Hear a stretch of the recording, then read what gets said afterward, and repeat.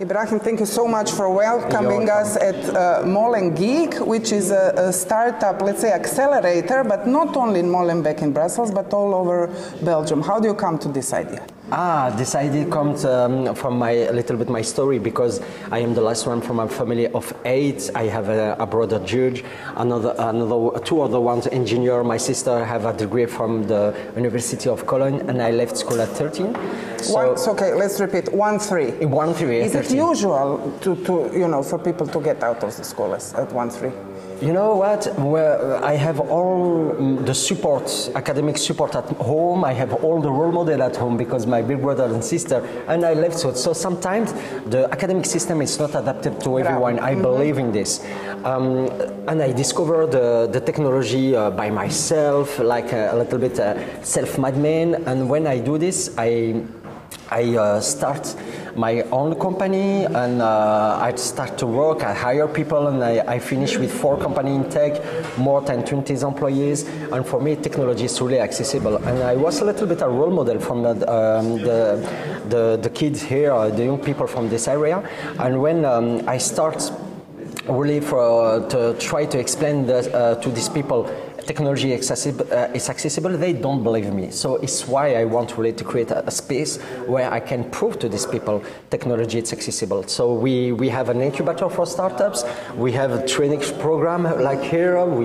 People come here to learn coding, learn digital marketing, cybersecurity, AI. So we're working on several thematics, and our goal is really to make accessible this world of technology. And what we do, how we make this world accessible, we remove barrier to the technology. Like you can see, the marketing. So here is really welcoming people. Young people can see a lot of reference they have about Marvel, superheroes, manga, and things like that. So it's really welcoming. The second barrier is finance. All is free here. Right. So the incubator is free. The training program is free. All what we do, the coffee is free. We never ask some money from our members. And what we do also, the third barrier is material. We lend computer when they don't have computer. So, when we remove the barrier, we remove also the excuse they can have. And you work, I think, much better job than all the governments or European institutions do, because you understand what's going on. I want to ask you, of course, we're in Molenbeek. You've called your company Molenbeek to have this, of course, association. Yeah. It's been, discriminated from the terrorist attacks until today. We saw the other day there was a football match between Belgium and Morocco, again routing young people.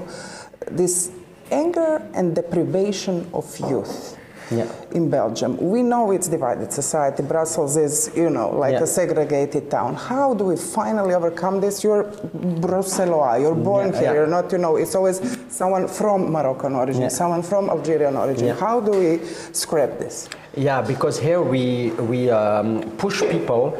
We attract people around uncommon interest, and not around about what they are.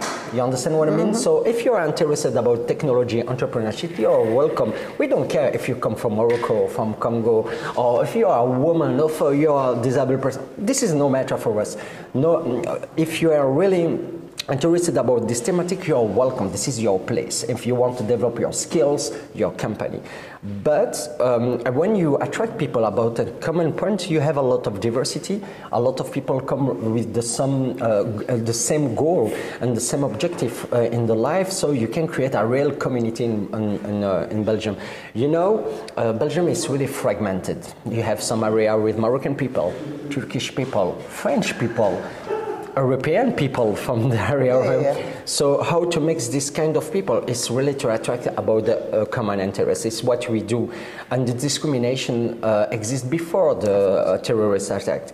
And there is a lot of young people with a lot of frustration here in Belgium, particularly in Brussels, because they don't feel in this society, included in this society.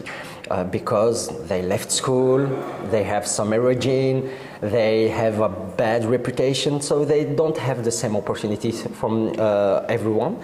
And it's really difficult. And when they have the opportunity to take the change, to start something, to create some opportunity and perspective, they they do the maximum for to do it. So it's a little bit the space where we don't give something to people. We just give the space and the tool, and they use this space and the tool for to do something.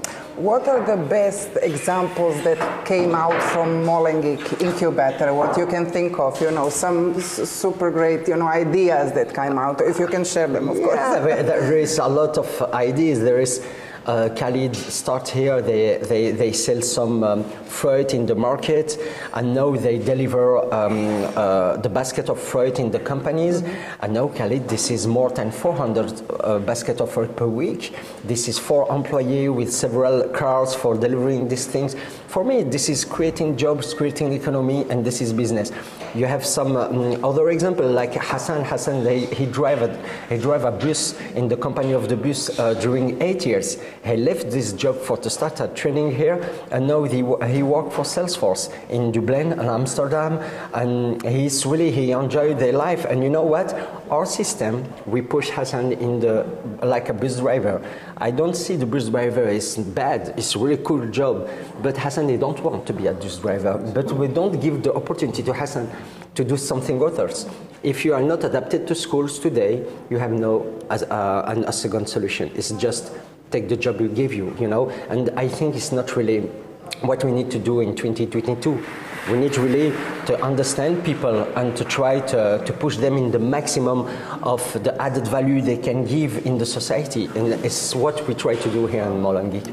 Did you have any visits from anyone, from local government, from national government here? We have a lot of visits, and we receive our king, you come here. Oh, okay. Yeah, but also the CEO of Google, Sundar Pichai, was here, and our partner, also our sponsor is Google, Meta, Microsoft, PwC, Proximus, Amazon Web Services sponsor us to continue to do this job. You know, we take two problems and we make a solution with two problems. Is unemployed people, first problem, and a lot of demand from companies for higher talent.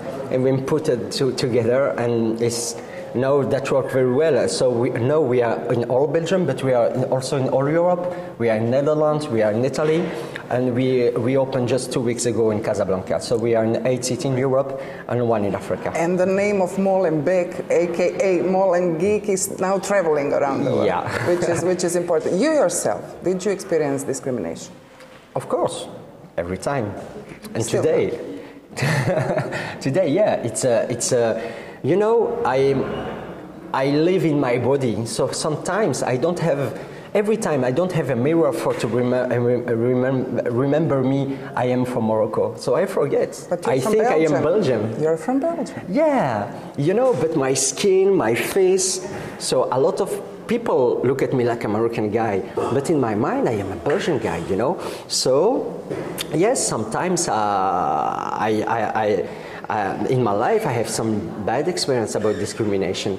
And I create some reflex about this, like I don't want to go in a new place because I don't know if I can go in this place or not. But sometimes I can say, no, there is no place for you.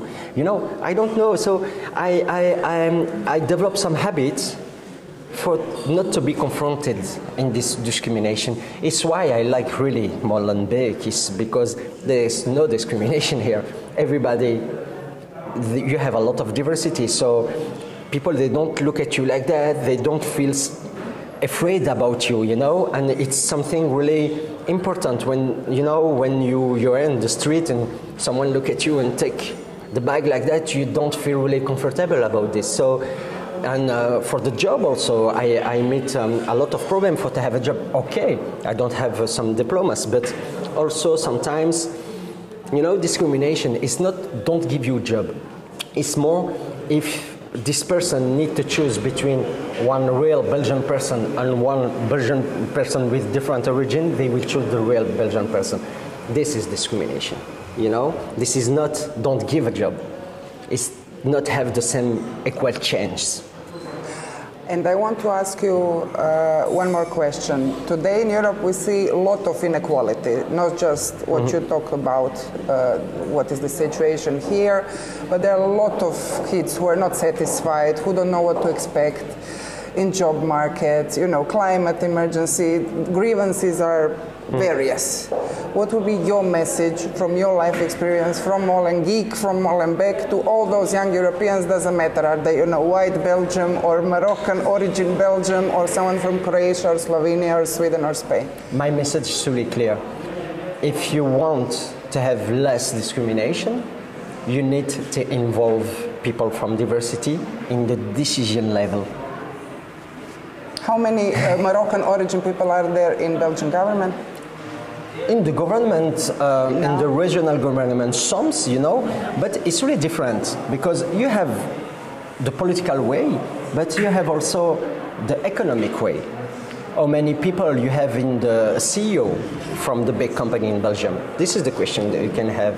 How many people from diversity you have in the board of this company? Not a lot. I am in the board of Proximus. I have the chance.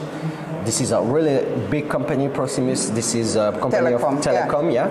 I am in the board of Proximus, and I see we can do a lot of things if in this board you have more diversity. And diversity is not just gender diversity.